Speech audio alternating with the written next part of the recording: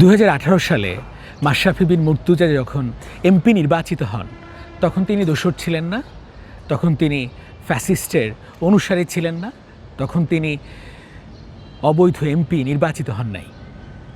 কারণ হচ্ছে তখন পুরো বাংলাদেশের মানুষ আওয়ামী লীগ করতেন, সাদিক কায়েম আওয়ামী লীগ করতেন, হাসনাত আবদুল্লাহ আওয়ামী লীগ করতেন, সার্জিস আলম আওয়ামী লীগ করতেন, নাহিদ পাটোয়ারি এরা আওয়ামী লীগ করতেন, ওসমান হাদি, আবদুল আল জাবের এরা আওয়ামী লীগ করতেন। কোনো দিন এদেরকে আপনারা চিনছেন? বরং ওই হিসেবে চিনছি, জয় বাংলা বলতেছে, জয় বঙ্গবন্ধু বলতেছে, এমনকি এরা বঙ্গবন্ধুকে নিজের বাবার আসনে বসাইছে, যেটা হাসনাত আবদুল্লাহ বসাইছে। ইনফ্যাক্ট যখন শেষ নির্বাচনে মাশরাফি বিন মুর্তজা এমপি নির্বাচিত হন তখনও তারা বঙ্গবন্ধুকে আব্বা ডাকে, শেখ হাসিনাকে মা ডাকে, মুক্তিযুদ্ধকে তাদের সবচাইতে বড় অর্জন বলে। এই সাদিক কায়েম, ফরহাদ, পাটোয়ারি, নাহিদ, সার্জিস, হাসনাত, জাবের, ওসমান হাদি। মাশরাফি বিন মুর্তজা অসংখ্য মানুষকে খুন করছে, অসংখ্য মানুষকে নির্দেশ দিয়ে মারাইছে। কোনো প্রমাণ আছে? এরকম কোনো ঘটনা কি আদৌ ঘটছে? নো।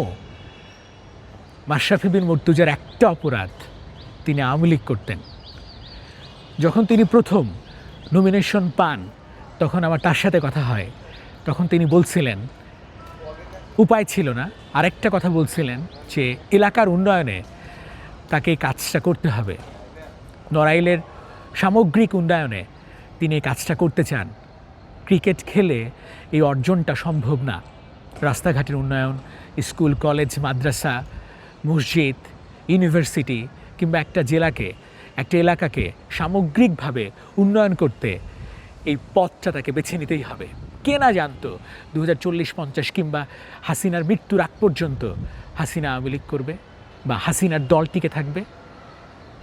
প্রত্যেকেই এটা জানতো। ছাত্র জনতার অভ্যুত্থান পুরো সামগ্রিকভাবে চিত্রটা পাল্টে দিছে এবং হাসিনা কিংবা হাসিনার রেজিম অসংখ্য বাজে উদাহরণ তৈরি করছে। And she is fascist, no doubt. কিন্তু প্রশ্ন হলো, মাশরাফি বিন মুর্তজাকে ডক্টর ইউনূসের চেয়ে বড় ফ্যাসিস্ট, ডক্টর ইউনূসের চেয়ে বড় হত্যাকারী এই মুহূর্তে 439 জন শিশু সরকারি হিসাব মতে হামে আক্রান্ত হয়ে মারা গেছে। That is evidence, that is proven, একেবারে কাগজ কলমে কিংবা রিপোর্টেড। প্রত্যেকটা শিশু যে হামে আক্রান্ত হয়ে মারা যাচ্ছে কিংবা যারা হামে আক্রান্ত হয়েছে, হোয়াট ওয়াজ বিহাইন্ড দিস? আপনারা প্রত্যেকেই জানেন ইউনূসের সরকার এই হামের টিকাটা পর্যন্ত নিতে গড়িমসি করে কিংবা পর্যাপ্ত ব্যবস্থা নিতে তারা দেরি করে। স্বাস্থ্যমন্ত্রী নূরজাহান, স্বাস্থ্য উপদেষ্টা কিংবা ইউনূসের কি হয়েছে? কোনো শাস্তির মুখোমুখি? কোনো রকম তারা ঝামেলার মধ্যে পড়ছে না। একজন বাবা তার সন্তানকে হারাচ্ছে, পৃথিবীর সবচেয়ে গুরুত্বপূর্ণ বা সবচেয়ে আদরের, সবচেয়ে মূল্যবান তার সন্তান, সেই সন্তানকে হারাচ্ছে। এইটার চেয়েও মাশরাফির আওয়ামী লীগ করাটা অপরাধ, এটার চেয়েও মাশরাফির এলাকার উন্নয়ন করাটা অপরাধ, এটার চেয়েও ব্যক্তিগতভাবে অর্জন করা গাড়ি, সেই গাড়ির বিপরীতে একটা অ্যাম্বুলেন্স চাওয়া অপরাধ, এটার বিপরীতে সে এলাকায় cancer treatment, kidney dialysis centre এইটা করা অপরাধ। এটার চেয়েও বড় অপরাধ এলাকার ক্রীড়া উন্নয়নে একটা জিম স্থাপন করেছিলেন, সেই জিম করাটা তার অপরাধ। আমি নড়াইলে গিয়েছি, শত শত মানুষের সঙ্গে কথা বলেছি। কোনো মানুষ মাশরাফিকে ঘৃণা করে, কোনো মানুষ মাশরাফিকে বলতে পারবে যে সে দুর্নীতির সঙ্গে যুক্ত, কোনো মানুষ বলতে পারবে যে সে মানুষ হত্যার সঙ্গে জড়িত? এটা বলতে পারবে না তো, কেউ পারবে না। বিকজ দে লাভ মাশরাফি। এই সি ক্যাটাগরির একটা উপজেলা বা জেলাটাকে একটা এ ক্যাটাগরিতে উন্নতি করতে যা যা করার প্রয়োজন সব করেছেন, শুধুমাত্র বাদ একটা ইউনিভার্সিটি, এবং সেটাও হতো। সেই মাশরাফিকে নিয়ে আব্দুল আল জাবের শহীদ ওসমান হাদির মৃত্যুর পরে যিনি আলোচনায় আসছে, হঠাৎ করে যিনি আলোচনায় আসছে সে আব্দুল আল জাবের। যখন সমস্ত সময় আপনার পক্ষে, যখন সমস্ত মানুষ আপনার পক্ষে মনে হবে, তখন আপনি অটোমেটিক লিডার হয়ে যাবেন, যেমন আব্দুল আল জাবের। তিনি বলছে, জুয়ার দালাল সাকিব আল খেলে টাকার ধান্দায়, হায়দার এক্সপ্রেস মাশরাফিরে সারা বাংলা পন্দায়। নিচে তিনি লিখছেন শরীফ ওসমান হাদিকে নিয়ে সবচেয়ে বেশি কন্টেন্ট, সবচেয়ে পজিটিভ কন্টেন্ট আমি বানাইছি। কিন্তু এই আব্দুল আল জাবের, সে শিক্ষিত, সে উচ্চশিক্ষিত, সে মাদ্রাসায় পড়ালেখা করছে, কিন্তু যেভাবে সেই স্ট্যাটাস দিছে ভাই, এই স্ট্যাটাসটা মিন করে ও কোন ঘরের সন্তান, কোন পরিবারের সন্তান এবং কিভাবে ও বড় হয়েছে, বাবা মায়ের পরিচয়টা নিয়ে সন্দেহ প্রকাশ করা হয়। এখানে অনেকেই কমেন্ট করছে শরীফ ওসমান হাদি গালিগালাজ করলেও তিনি খুবই গণতান্ত্রিক ছিলেন, অসাম্প্রদায়িক ছিলেন।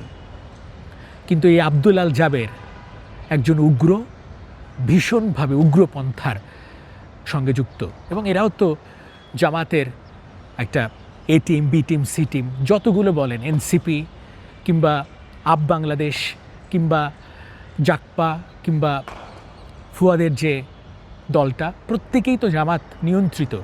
জামাতের উচিত, জামাত যেহেতু সুন্দর সুন্দর কথা বলে, এই সুন্দর সুন্দর মানুষ গড়ার দায়িত্বটাও জামাত নিতে পারে। আমি প্রশ্ন করব না সাদিক কায়েম একজন ভিপি, তার এই রাজস্বিক বিয়ের অর্থের উৎস কী, এটা আমার কাজ না। আমার কাজটা হচ্ছে যেটা আমি দেখছি, যেটা আমি জানছি, মাশরাফির এলাকায় গিয়েছি। একটা ছোট্ট উদাহরণ দিয়ে শেষ করি। একবার আমি মাশরাফির বাড়িতে গেছি দুপুরবেলা, এর আগেও আমি 5-6 বার গেছি। মাশরাফির বাবা চেনেন আমাকে, মা চেনেন আমাকে, তো কোনোদিন তার ঘর ট্যুর দেওয়া হয় নাই, যে এই ঘরে অনেক স্মারক, নিচতলায়, দোতলায় আরও কী আছে। তো বাড়ির আশপাশে আমি ঘুরঘুর করছি দুপুরবেলা, লাঞ্চ টাইম। তো একজন আমাকে বললেন, আপনি কোথা থেকে আসছেন? আমি বলছি আমি ঢাকার থেকে। তো তিনি আমার সঙ্গে পরিচয় হলেন এবং তিনি বললেন, চল না আমি আপনাকে ঢুকাই এবং ঘুরায় দেখাই। নিচে যখন ঢুকি প্রথম তলায়, তখন দেখি যে একটা পাশে ফ্লোরে ওর বাবা ঘুমায় আছে, গোলাম মর্তুজা স্বপন। পুরো ঘরটা ঘুরলাম, বিশাল ঘর, সেখানে অনেক স্মারক দেয়া আছে শোকেসে। এরপর দোতলায় বিভিন্ন রুমে খোলা, দেখি যে পুরুষ তারা ঘুমিয়ে আছে, 3-4টা পুরুষ 3-4টা রুমে ঘুমিয়ে আছে। তখন আমি জিজ্ঞেস করলাম, ভাই এরা কারা? তো উনিও আসলে এত কিছু বলতে পারছেন না। পরবর্তীতে যেটা নিচে এসে জানলাম যে লোকটা আমাকে ঘুরাইছে সেও ট্যুরিস্ট দেখতে আসছিল, এবং তিনি জানেন যে মাশরাফির বাড়িতে ঢুকলে, ঘুরলে কেউ কিছু বলে না, কেউ কিছু জিজ্ঞেসও করে না। এবং তারও কিছুক্ষণ পর জানতে পারলাম যারা উপরে শুয়েছিলেন তারা এই বাড়ির কাজের মানুষ, যদিও মাশরাফির মা কিংবা মাশরাফির বাবা কিংবা মাশরাফি এদেরকে কাজের মানুষ বলেন না। এটাই মাশরাফির পরিবার, যে বাড়িতে গেলে কেউ চা খেয়ে কিংবা না খেয়ে আসতে পারে না।